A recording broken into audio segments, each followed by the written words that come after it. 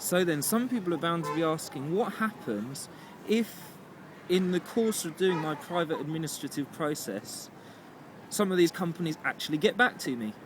And it is a common thing that we ask them to substantiate their claim, and what happens is we end up receiving 5 different letters from 5 different departments in that company, asking us all sorts of different questions, sending us the terms and conditions of a contract but not showing us the actual contract with the 2 wet signatures, sending us all sorts of different claims and notices and summons.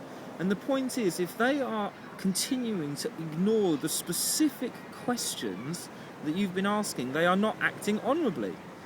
It's not okay to just start going around making burly threats and, not actually answering somebody's question. So don't be afraid of letters that get sent to you that you can see don't have direct relevance to the letters that you've been sending. And frequently what happens is that you send off your first letter and you get 5 letters back from 5 different people. The first person who sent you a claim, to whom you responded in your very first letter, continue to contact that same person, because that way you can be sure that that communication has gone on 1, 2, 3 letters between you and that person. Even if you start receiving letters from all sorts of different names within the organisation, you have to maintain a clear channel of communication to the one person who originally brought up the issue. So, I've been going through this and having lots of random letters, and now I'm actually really quite enjoying receiving these intermediary summons and such like, because I can see that they're like clutching at straws. They have no means of substantiating their claim, and so they just throw out more threats. They're absolutely desperate. So anyway, that's the rest of my thoughts on the private administrative process. Don't panic. Stay clear. That was it. The final thing I wanted to say is also to make sure that when you're communicating with one person in an organisation, they truly represent the whole organisation. There's a statement in law which says notice to agent is notice to principal. Notice to principal is notice to agent.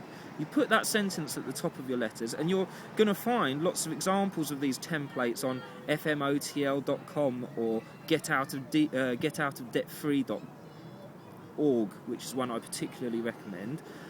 It's really good to adapt all of your letters and make them personal, because that way it's coming from you. If you just hide behind a template, and if you start sending out sentences to things that you don't understand, if you don't do a bit of research first to get your head around these concepts, how are you ever going to defend yourself in the unlikely event that it ever goes to court? You have to do a little bit of research to really make this work. That's my sense. I haven't been to court yet. I'm looking forward to it now, but my sense is that, and certainly from what I've learned from others, this is the case. So yeah, notice to agent, notice to principal, you'll find that on the Get Out of Debt Free templates. They make it, that effectively means that when you're addressing that one person, you're addressing the whole organisation, that it's their responsibility to inform all other people dealing with that matter in that organisation of what you've just made, of what you've expressed in your communication. Getoutofdebtfree.org I highly recommend.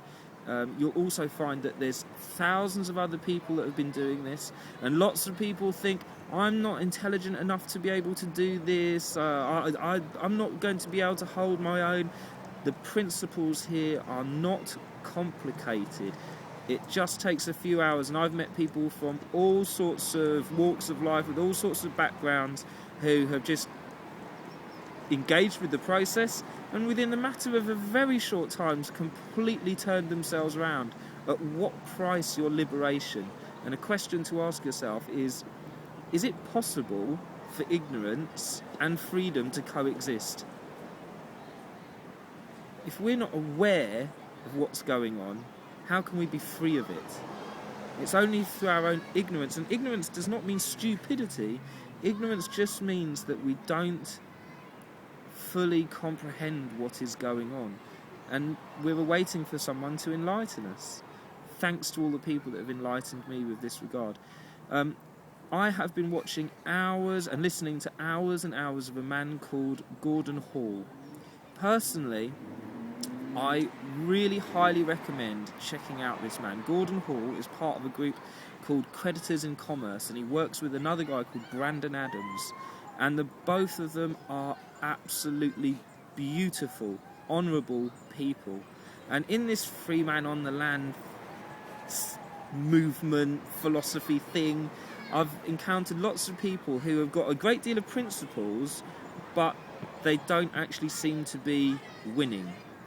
This whole thing about contract law and perfecting your administrative process has been shown by Gordon Hall and his group to work on numerous occasions in many, many different settings, and it is beautiful the way they do it. But it's a path with some challenging questions that we have to pose ourselves, and that's the thing. At what price our liberty? I wish you luck.